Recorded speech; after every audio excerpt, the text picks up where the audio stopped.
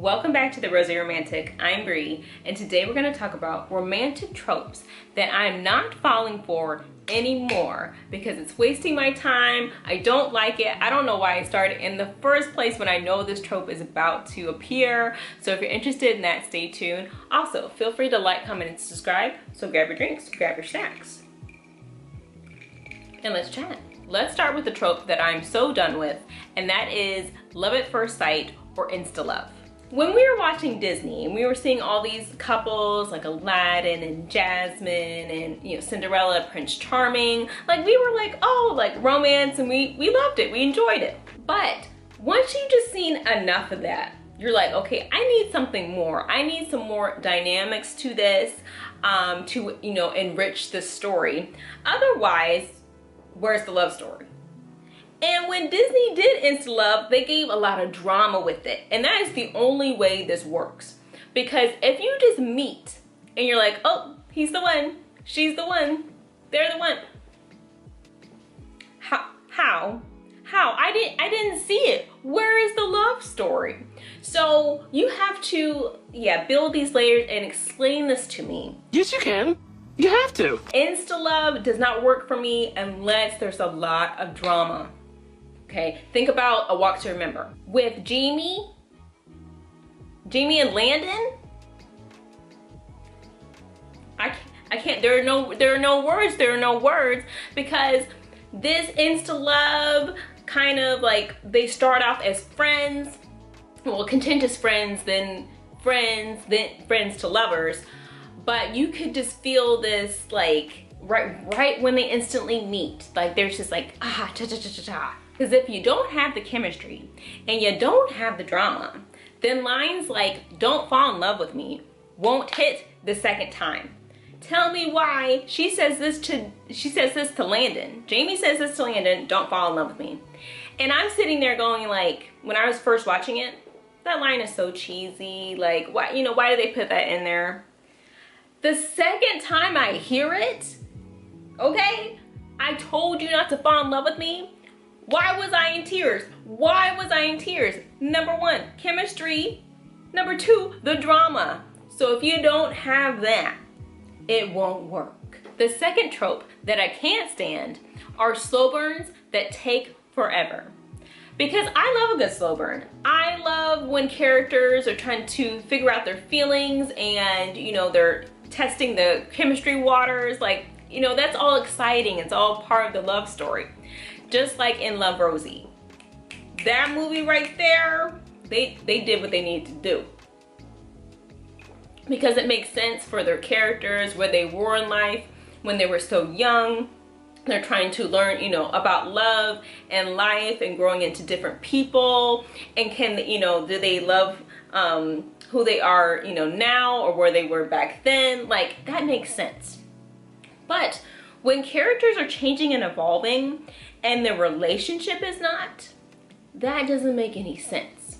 So when shows decide, hey, we might put these two together, and like you're getting hints of it like in the first season, in the second season, maybe in the third season, and then they're stuck into this friendship and you can't get out. With no interference, no matter how long it takes. Now you're playing with my emotions. Now you're wasting with my time because you think once the couple gets together, it's gonna be boring. Now, if you make the storylines interesting, okay, and you add not unnecessary drama, but good drama, it can work. And a good, healthy relationship on screen can work if the writing works, okay? So, things like, for example, with Ugly Betty. I love that show, and I love, how Betty went on different adventures. She was dating different people, but then towards the end, they're teasing like Betty and Daniel becoming for romance, and I'm sitting here going like, you had this whole time to build this up, and now in the last season, this is where you start to like hint more at it. And then at the very end, they get canceled. So then you have to like quickly wrap it up. You're like, oh, she's leaving, he can't handle it anymore, all those things. What are you doing, writers? What are you doing? If you're going to start this out, you have to have some progression and some payoff with this, because otherwise it's gonna feel rushed.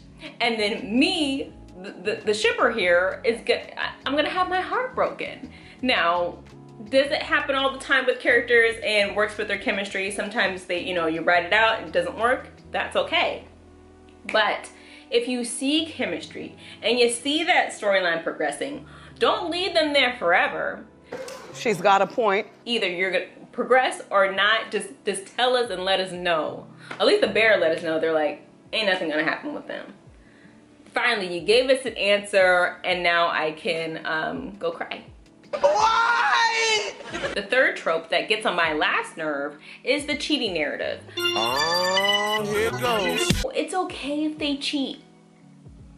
It's okay. It's okay. It's okay. It's not okay. It's not okay that you are, gallivanting off with someone else and you're not telling the other person how you're thinking or feeling. But the person I'm currently with, like, I can't tell them, what that makes them feel bad. Tell them the truth. Tell them the truth. Be real. But that's just where I'm at. The fourth trope that doesn't make sense to me are pointless love triangles.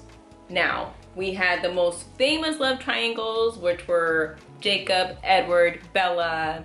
Then we had Katniss, Peeta, and Gale. Now this made sense because the characters saw the world in different ways. Like, you had Peeta's view and Gale's view. Like, what did you, side with more?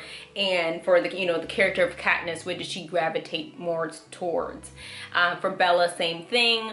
Like, she's like, hey, I want to be a vampire. So obviously she was gonna gravitate towards Edward, okay?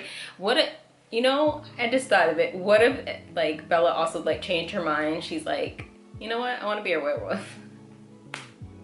I don't know how it would have worked, but that would have been crazy. Like, halfway through it, she's like, I don't want to be a vampire anymore. I want to be a werewolf. That would have been so interesting. Okay, anyway. But now you have, like, all these different types of love triangles. Like, in every moment that you see in some type of media, they're like, team this, team this. And the person who isn't picked in the end is just romantic fodder at the end of the day. That's just wrong. Life isn't fair. Let's teach them that from the off. Like, if you don't give them anything, the rest of the storyline for them, whether, romantic or not, to complete, their story arc, you just put them in there just to be like, they're not picked. Who cares? That's wrong. Don't do that. You know that's right. Challengers, The Samurai Turned Pretty, My Life with the Walter Boys. There's probably more of these love triangles coming because it just gets a lot of hype for it. But if it doesn't make sense that these two characters are showing different worldviews and then the main character has to figure out which one they identify more with, then it doesn't make sense. And yes, I am Team Peeta. I used to be Team Jacob, and now I'm Team Edward. It's a whole thing. The fifth and final trope that I am so done with is, I'm not like other girls. I'm not like other people. I'll take all the attention, all of it. What are we doing here? You're basically telling the audience that you're like, oh, you're boring and ridiculous because this character right here is so cool. And this character is so different and unique. We are all different and unique. You don't have to, like, yell that to us and be like, oh, I'm so much better than you. That is going to get the audience so annoyed at the character, and they probably don't either want to finish the movie or they don't want to finish the show. So if your character is saying things like, I don't like comfy clothes, like other people do, but I don't. What person doesn't like comfy clothes? They're comfortable. Like, what is going on? I don't like Rush Hour 2. Okay, fine. Like, I love it, and I think a lot of people do. But why are you, like, screaming it out to the rooftops? Because you're like, other people like that. I don't.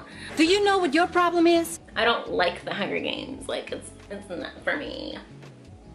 Okay, that's fine, have your opinion, but if you are constantly telling the audience that you're like, you like that, that's weird. Rude. We all have differences and commonalities, and you can embrace them on screen and show that, you know, their background and, you know, what makes them unique about the person is going to kind of gravitate towards them, and, you know, sharing those differences.